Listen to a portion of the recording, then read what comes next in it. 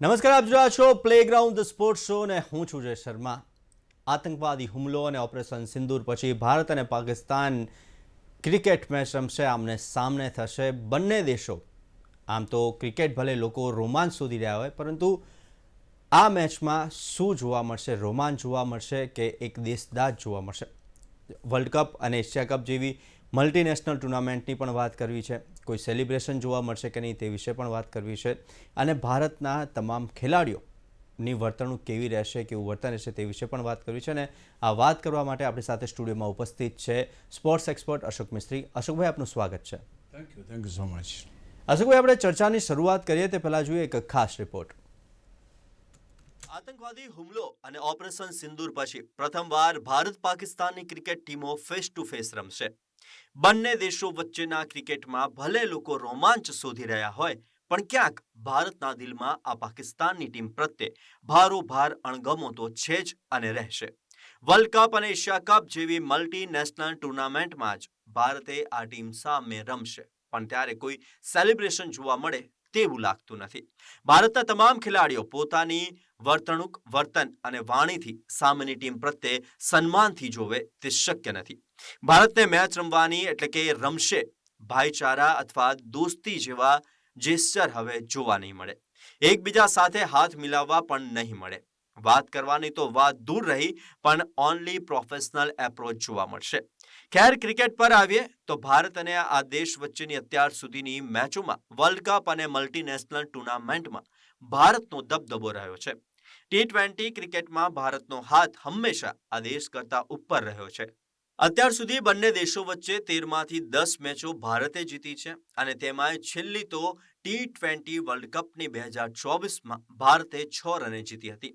ભારતની મજબૂત બેટિંગ, ખાસ કરીને રોહિત, વિરાટની જેમ અભિષેક અને તિલક વર્મા પણ સામેની ટીમની કહેવાતી સ્ટ્રોંગ બોલિંગ લાઇનઅપને ખતમ કરી નાખી. તેવી બેટિંગ કરી શકે તેમ છે તો ભારતની બોલિંગમાં બુમરાહની ધાક યથાવત છે. દુબઈના મેદાન પર સ્પિનર્સે યારી મળી શકે છે, ત્યારે ભારતના સ્પિનર્સ પ્રતિસ્પર્ધી ટીમ કરતા ચડિયાતા છે અને મેચ પર પોતાનો પ્રભાવ પાડી શકે છે.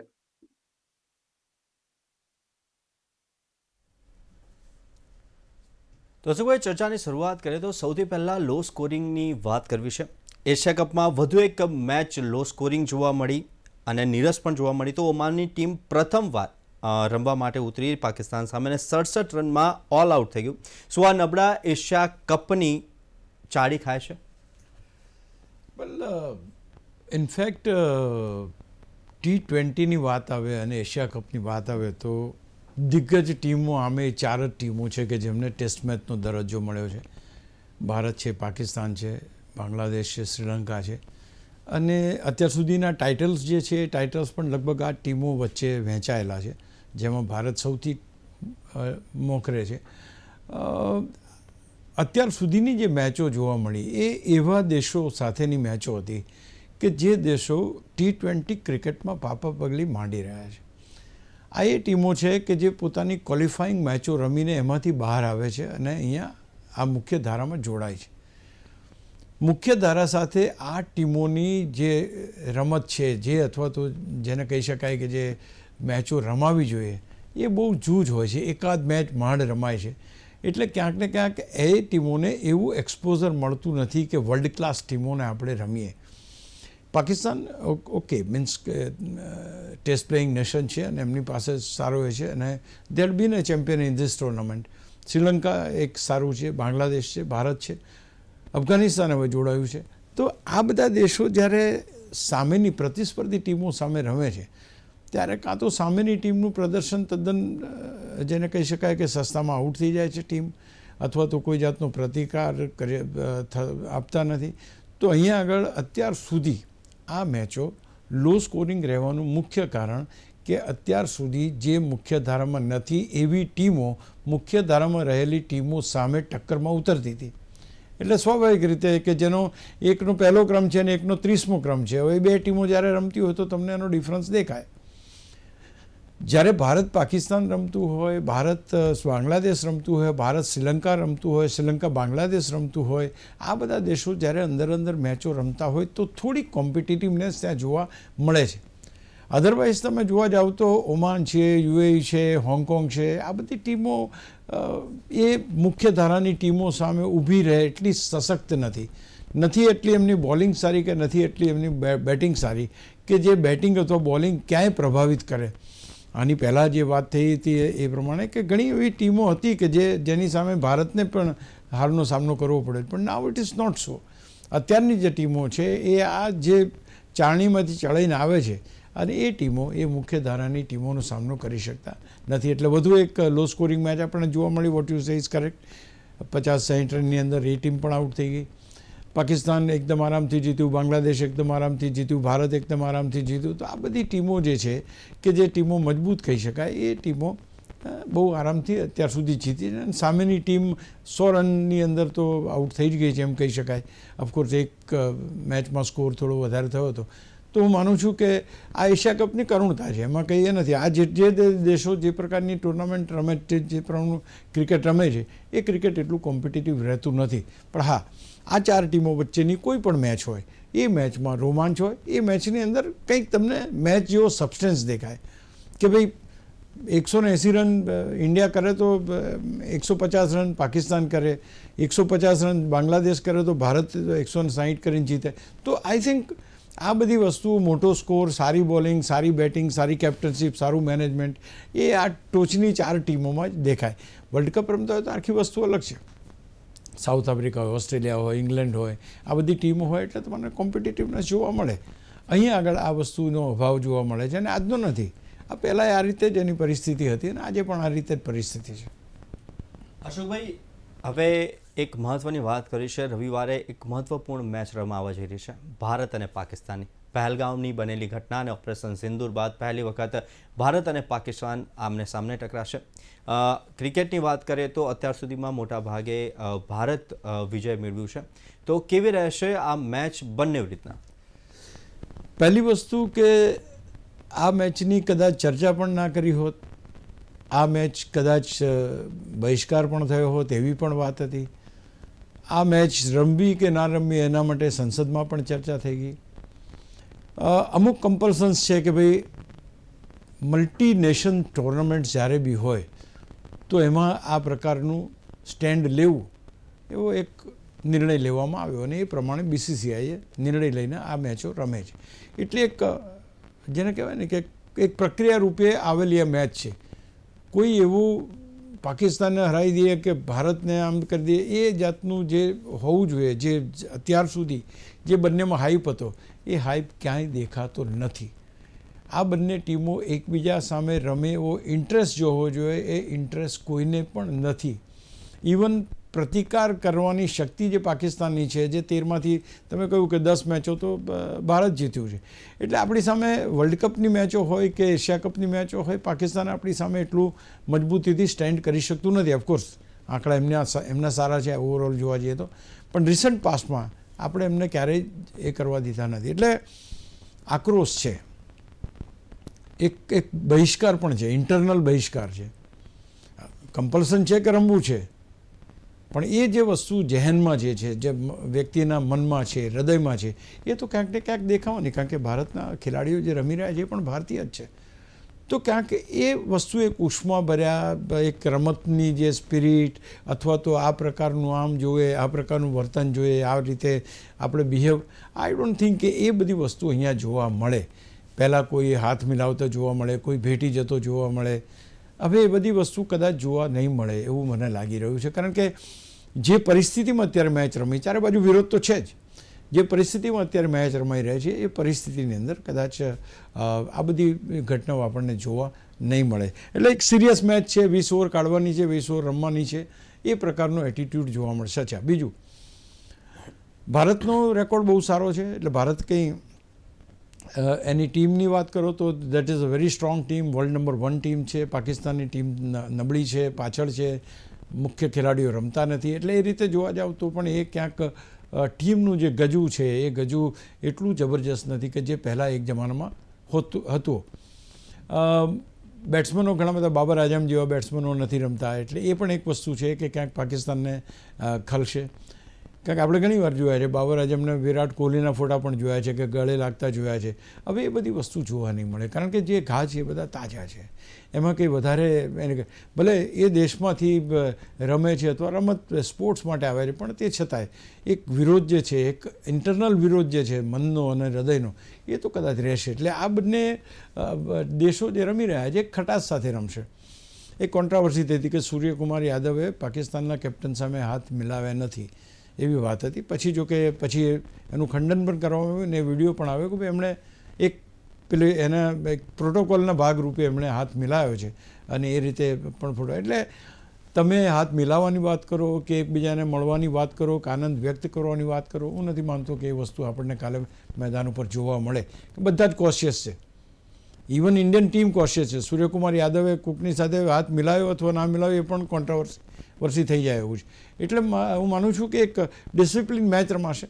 બસ મેચ 20 ઓવરની છે, 20 ઓવર આપણે પૂરી કરી એટલે પછી ત્યાર પછી એ બીજી મેચ. તો એ રીતે જોવા જઈએ તો મેચમાં એ રોમાંચ જોઈએ કે જે બે એકબીજાની સાથે કોમ્પિટિટિવનેસથી રમતા હોય એ નથી. બહુ બૂમાબૂમ એકબીજા સાથે કરવાની એ વસ્તુ જોવા નહીં મળે. આર્ગ્યુમેન્ટો કે મોટે મોટેથી અપીલો કરવાની એ કદાચ જોવા નહીં મળે. તો આ પરિસ્થિતિને ધ્યાનમાં રાખીને એ ભારત પાકિસ્તાનની મેચ છે એના જોનારા કેટલા હશે એ પણ હું માનું છું ત્યાં સુધી શરૂઆત તો ટિકિટો વેચાવાનું હતું જે એ પ્રમાણે એ નહોતી વેચાઈ, કારણ કે બધાને એમ હતું કે યાર પાકિસ્તાન તો દર વખતે હારી જ જાય છે અને ઇટ ઇઝ અ ફેક્ટ કે ભાઈ મલ્ટીનેશનલ ટુર્નામેન્ટમાં પાકિસ્તાન ભારત સામે નથી ટકી શકતું. તો ક્યાંક ને ક્યાંક એ પણ હતું કે ભાઈ હવે મેચ આ મેચને ઓમાનને ઇન્ડિયા જેવી મેચ જ કરવાની હોય તો પછી કોઈ મતલબ નથી. તો ક્યાંક એ છે કે ભાઈ ભારતે પોતાનું આધિપત્ય સ્થાપવું પડશે અને જીતવું તો પડશે. અશોકભાઈ, ભારતનું દુબઈમાં જે મેચ રમાઈ રહી છે તે મેદાન ઉપર કેવું પરફોર્મન્સ જોવા મળ્યું છે? 9માંથી 5 જેટલી મેચ ભારતે જીતી છે. કેટલું સુકન્યા છે આ મેદાન ભારત માટે અને કેટલો સ્કોર ભારતની ટીમ બનાવી શકે છે આ મેદાન પર? આ મેદાન પર ભારતે 312 રન બનાવ્યો છે, એટલે એમ જોવા જઈએ તો ઘણો બધો સ્કોર થઈ શકે છે. અને ક્યાંક ને ક્યાંક જોવા જાઓ તો T20ની તમે વાત કરી એ પણ બહુ અગત્યનું છે કે તમે કેટલો સારો સ્કોર મૂકી શકો છો. બધી ટીમો એક પોતાનું સારામાં સારું પ્રદર્શન અહીંયા આગળ આપે અને આ મેદાન ઉપર સ્કોર પણ મોટો થાય છે અને એટ ધ સેમ ટાઈમ સ્પિનરોની યારી પણ મળે છે. એટલે અહીંયા આગળ ભારતની જો વાત કરું તો ભારતની જે રીતે અત્યારે સ્ટ્રેન્થ છે 220 ને 230ની આસપાસ ભારત સ્કોર બનાવે છે અને એના બેટ્સમેનો એ કાબેલ છે.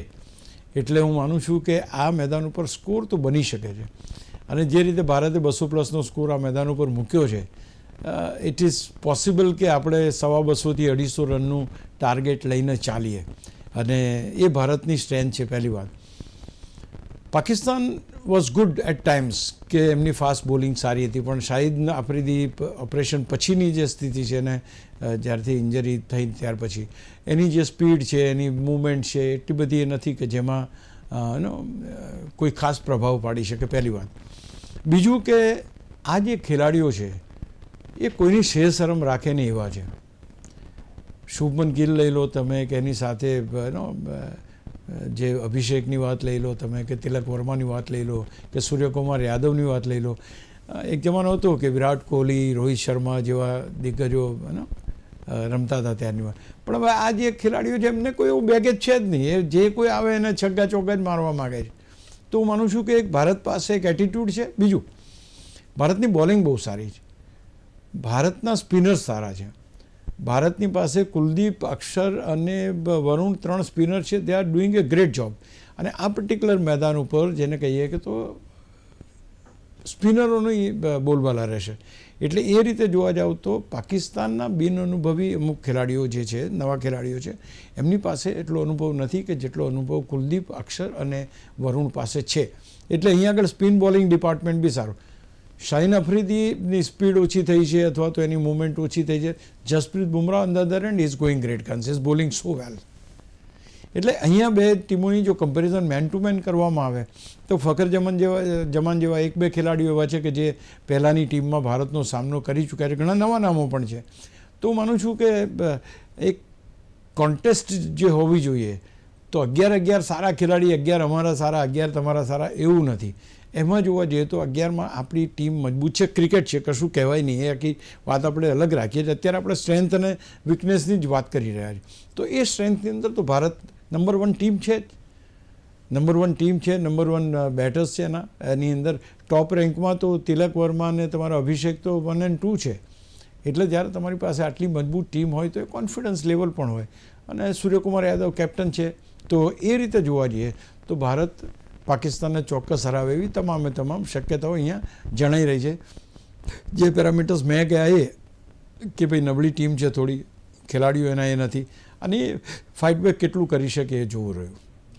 અશોકભાઈ, બોલિંગ અને બેટિંગ લાઇનઅપની વાત કરીએ તો ભારતની બેસ્ટ બેટિંગ લાઇનઅપ છે, તો સામે પાકિસ્તાની ફાસ્ટ બોલિંગ લાઇનઅપ છે. કેવી રહેશે મેચ? અને ખાસ કરીને શાહિદ આફ્રિદી કે જેઓ ઓપરેશન પછી આ મેચ રમી રહ્યા છે, શું તેઓ તેમનું પરફોર્મન્સ આપી શકશે ખરા? બે વસ્તુ હતી. પહેલાં પણ એ રીતનું હતું. મને યાદ છે કે એ જે મેચ હતી જેમાં રાહુલ, વિરાટ કોહલી અને બધાની વિકેટો શાહીન આફ્રિદીએ લગભગ 2-5 રનમાં લઈ લીધી હતી. ભારતને બહુ મુશ્કેલીમાં મૂકી દીધું. પણ એક તબક્કો હોય છે, દરેકનું એક પીરિયડ હોય છે in which he bowls very well or bat very well. Out of form જ્યારે ખેલાડી થાય ત્યારે એની ઇન્જરી થાય ત્યારે એની. તો અહીંયા આગળ જે શાહીન આફ્રિદી પાસેથી જે અપેક્ષાઓ આ ટીમની છે, બીજું કે જે મેદાનો પર અત્યારે રમવાનું છે એવા ફાયરી મેદાનો નથી કે જે ઇંગ્લેન્ડમાં અને ઓસ્ટ્રેલિયામાં હતા.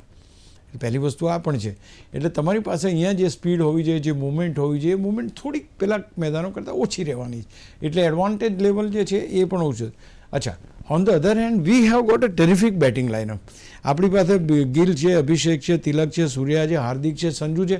8 ક્રમના બેટ્સમેન સુધી તો તમારી પાસે ખાલી 2 જ ખેલાડીઓ એવા છે, કુલદીપ અને વરુણ, કે જે લોકો બેટિંગમાં ચાલી શકે એમ નથી. બાકી 10 બેટ્સમેનો તમારી પાસે, પાકા બેટ્સમેનો. આપણે કાચા બેટ્સમેનો નહીં. અક્ષર પટેલ આવે છે જે 8મા ક્રમે તો. એટલે ત્યાર પછી તમે જો સંજુ, હાર્દિક, સૂર્યા, તિલક, અભિષેક, તો we have got a terrific batting lineup. અને એ જ પ્રમાણે તમે જે કહ્યું કે ભાઈ એક ટીમમાંથી એક મુખ્ય બોલર હોય, એ મુખ્ય બોલર જે દિવસે ના ચાલે અથવા તો એ જે દિવસે જોડાઈ જાય એ દિવસે એ ટીમ હારી જાય. એટલે અહીંયા આગળ ભારત પાસે બધા પોઝિટિવ પ્લસ પોઈન્ટ છે. અત્યારે સામેની ટીમ પાસે બધા નેગેટિવ પોઈન્ટ છે, ઘણા બધા નેગેટિવ પોઈન્ટ છે. એના ખેલાડીઓ જેમાં ફખર જમાન છે, હેરિસ છે અને સલમાન આગા છે. આ 3 ખેલાડીઓએ કંઈક પ્રદર્શન સારું કર્યું છે અથવા તો કંઈક સારું પ્રદર્શન એ લોકો કરી શકે એમ છે. બાકીની જો તમે વાત કરો ટીમ, તો એ નવી પણ છે એટલે થોડી નબળી પણ પડે છે. પણ જેમ આપણે કહ્યું કે આપણા નવા ખેલાડીઓ જોરદાર રમવાના છે, એ ખેલાડીઓ પણ અલગ ઇન્ટેન્શન્સ લઈને આવ્યા હોય. જે પરિસ્થિતિ છે એને અલગ બાજુમાં રહીએ, એક દેશ તરીકે અથવા તો એક કન્ટ્રી પ્લેઇંગ કન્ટ્રી તરીકે લઈએ આપણે, તો જેવા આપણા નવા ખેલાડીઓ જોરદાર રમે છે એમાં રમી શકે. એટલે કોણ કેરિયર પોતાની બનાવે છે તો કોણ હીરો બને છે. કારણ કે એક વસ્તુ ચોક્કસ છે, પાકિસ્તાન સામેની મેચમાં તો હીરો જ બનવાના છે બધા. અહીંયા આગળ તમે સારામાં સારું રમવાના છો, સારામાં સારું પરફોર્મ કરવું જ પડશે તમારે. Because that is come back. કારણ કે આપણે હારવા નથી માગતા પાકિસ્તાન સામે ક્યારેય, અને આમે આપણો ઇતિહાસ બી એવો નથી. તો હું માનું છું કે એ રીતે જોવા જાવ તો ભારત બહુ મજબૂત છે. Bowling, batting, fielding, everything. Pakistan થોડુંક નબળું પડે છે એમાં. અને પણ એક વસ્તુ એ પણ છે કે this is all depends upon how you play. તમારી બેટિંગ કેવી થાય છે. તમારા 1 કે 2 બેટ્સમેન એવા જો જામી જાય અને ધમાચકડી મચાવી દે તો આખી મેચ ફરી જાય. પણ તે છતાંય એ બધા જ પરિસ્થિતિને આપણે જે કાબૂમાં રાખીએ, એ કરીએ, કન્સિડર કરીએ, તો we have got the best of the spinners, we have got the best of the fasters and we have got a very good batting lineup. આ બધી જ વસ્તુ આપણી પાસે અત્યારે સારી છે. અશોકભાઈ, આપણે ચર્ચાની શરૂઆત કરી ત્યારે આપે પણ કહ્યું હતું કે દુબઈનું જે મેદાન છે તે સ્પિનર્સોને સારી યારી આપી છે. તો ભારત અને પાકિસ્તાન બંને ટીમોના સ્પિનર્સનું પરફોર્મન્સ કેવું જોવા મળી શકે છે? That's exactly what I was telling you કે ભાઈ સ્પિનર્સની જો વાત કરો તો આ મેદાન ઉપર સ્પિનર્સને સારો એવો પ્રતિસાદ મળે છે. They are getting a good turn તમને સારા મળે છે. અને Kuldeep Yadav has been splendid in the first match. We have seen him taking 4 wickets. Shivam Dubey પાસે તે લોકો મીડિયમ પેસ બોલિંગ કરાવી અને એમાં પણ 3-4 વિકેટો એણે પણ લીધી. તો આઈ થિંક સ્પિન ડિપાર્ટમેન્ટમાં અક્ષર પટેલ તમારી પાસે કુલદીપ યાદવ છે, તમારી પાસે વરુણ ચક્રવર્તી છે કે જેને આપણે એક મિસ્ટરી સ્પિનર તરીકે ઓળખીએ છીએ. આ ત્રણેય સ્પિનરો, એમાં 2 તો સ્પિનર અદ્ભુત છે. અક્ષર પટેલ જો છે એ ઇઝ ઓલરાઉન્ડર, પણ એની પણ બોલિંગ છે, પણ આ બે તો સ્પેશિયલાઇઝ સ્પિન બોલર્સ છે. એટલે એ લોકોની ટીમના બોલર્સ કરતાં આ લોકોનો અનુભવ વધારે સારો છે. પણ again it is a cricket, એટલે આપણે એ ધ્યાન તો ચોક્કસ રાખવું પડશે કે ભાઈ આપણે જીતવું છે એ મહત્ત્વનું છે, અને એ રીતે એ એપ્રોચ, એ એટીટ્યૂડ લઈને આપણે ચાલવું પડશે. We have got the best of the spinners, we have got the best of the fasters, we have got the best of the batters. આ બધા પાસા છે. તે છતાંય એક સ્પિન થતો બોલ, કારણ કે સ્પિનર કોઈ પણ ટીમનો હોય, જ્યારે વિકેટ યારી આપતી હોય ને તમે થાપ ખાઈ જાઓ તો one good delivery and one bad shot can spoil your તમારી બેટિંગ બગાડી શકે છે. તો એ થઈ શકે, પણ કીપિંગ એવરીથિંગ ઇનટેક્ટ ભારત પાસે જે ખેલાડીઓ છે, જે 1 થી 10માં 4 ખેલાડીઓ ભારતના છે, એટલે હું માનું છું કે we are at the better strength. અશોકભાઈ, ભારતની અંદર હાલ દુલીપ ટ્રોફી રમાઈ રહી છે, તેની વાત કરીએ તો અત્યારે સેન્ટ્રલ ઝોન મેચ પર પકડ જમાવી રહી છે તેમ કહી શકાય. સાઉથ ઝોનના પ્રથમ દાવની અંદર 149 સામે સેન્ટ્રલ ઝોને 511 રન બનાવ્યા. અત્યારે શું છે સ્થિતિ ભારતની? ભારતની જ આ બે ટીમો રમી રહી છે, એટલે સેન્ટ્રલ ઝોન અને સાઉથ ઝોન. સાઉથ ઝોનની સ્થિતિ નબળી છે, તમે કહ્યું એ પ્રમાણે એ લોકો જલ્દી આઉટ થઈ ગયા. ઘણા ખેલાડીઓ એશિયા કપ રમવા ગયા છે, ઘણા ઇન્ડિયા એ ટીમમાં જોડાયા છે. તો ક્યાંક ને ક્યાંક ટીમોની જે બેલેન્સ કહેવાય, એ બેલેન્સ બગડી ગયું છે. એટલે એ ટીમ પણ સેકન્ડ ઇનિંગમાં they have done very well. એટલે એ વસ્તુ કહી શકાય કે સેન્ટ્રલ ઝોનની ટીમ છે વળતી લડત આપી રહી છે. ભલે હજુ તો 233 રન એમ લોકોને ડેફિસિટ છે, એટલે એ કરવા પડશે. 2 જ વિકેટો ગઈ છે. બેટર્સ સારું રમી રહ્યા છે, સારું એપ્લિકેશન કરી રહ્યા છે પોતાની જાતને. અને મેં તમને પહેલાં કહ્યું હતું કે આ ઇન્ટરેસ્ટિંગ હોય, પહેલી ઇનિંગનું ટોટલ બહુ મહત્ત્વનું છે. પહેલી ઇનિંગનું ટોટલ તમારી પાસે આટલું થઈ ગયું, પેલા લોકોએ 500+ સ્કોર કરી દીધો, એટલે એ તો જાણે વાત તમારી થઈ ગઈ કે પહેલી જે મોટો સ્કોર થયો એ ટીમ પહેલી ઇનિંગના લીડના આધારે વિજેતા થશે જો મેચ ડ્રો થશે. આ લોકો ફાઇટ બેક કરે છે, તે હજુ આટલો ઉતારશે ત્યાર પછી એમને રમવાનું રહેશે. એટલે પછી કેટલી બેટિંગ થાય છે, કેટલી સ્ટ્રોંગ બેટિંગ થાય છે, અને even if they do batting for the hall day, પહેલી ઇનિંગની અંદર જે લીડ છે એ તો સેન્ટ્રલ ઝોનને મળ્યો જ છે. એટલે એ ક્યાંક ને ક્યાંક એનો એડવાન્ટેજ ચોક્કસ લેશે. એટલે સાઉથ ઝોનની જે સ્થિતિ છે એ સાઉથ ઝોનની સ્થિતિ હવે સુધારવાનો પ્રયત્ન ચોક્કસ થઈ રહ્યો છે. ફાઇટ બેક પણ ચાલી રહી છે, પણ તે છતાંય પહેલી ઇનિંગનો જે લીડ છે, પહેલી ઇનિંગનું ટોટલ જે છે, એ ટોટલના આધારે ક્યાંક ને ક્યાંક એ ટીમને વિજય મળે તો નવાય નહીં. ફાઇટ બેક ચાલી રહી છે, પણ સ્ટીલ વી આર હોપફુલ. અશોકભાઈ, ભારત અને પાકિસ્તાનની જે મેચો છે માત્ર હવે એશિયા કપ અને ખાસ કરીને વર્લ્ડ કપ પૂરતી મર્યાદિત થઈ ચૂકી છે. તો આઈસીસી રેન્કિંગ અને ખાસ કરીને પાકિસ્તાનની સ્થિતિ કેવી કહી શકાય? તમારી વાત સાચી છે, કારણ કે એક મેચો રમતો મુખ્ય દેશ તમારી પાસે જ્યારે ના એ થતો હોય, તમારી પાસે પાર્ટિસિપેટ ના કરતો હોય, તો ડેફિનેટલી તમારે એ રીતના એની જે લોસ છે જ. પાકિસ્તાનની અત્યારે સ્થિતિ પણ એવી ખરાબ છે, ટીમની સ્થિતિ પણ ખરાબ છે. હમણાં નો ડાઉટ કે ટ્રાયંગલ સિરીઝમાં એ લોકો જીત્યા છે, પણ તે છતાંય એમનું જે હજુ બોન્ડ બનવું જોઈએ, જે મહત્ત્વના ખેલાડીઓને પડતા મૂક્યા ત્યાર પછી, એ ક્યાંક ને ક્યાંક એટલું બન્યું નથી. એટલે એ ટીમ આઈસીસી રેન્કિંગમાં તો આપણે બહુ ટોચ ઉપર છે, બહુ આપણે આગળ છીએ. પાકિસ્તાન આપણાથી ઘણું પાછળ છે.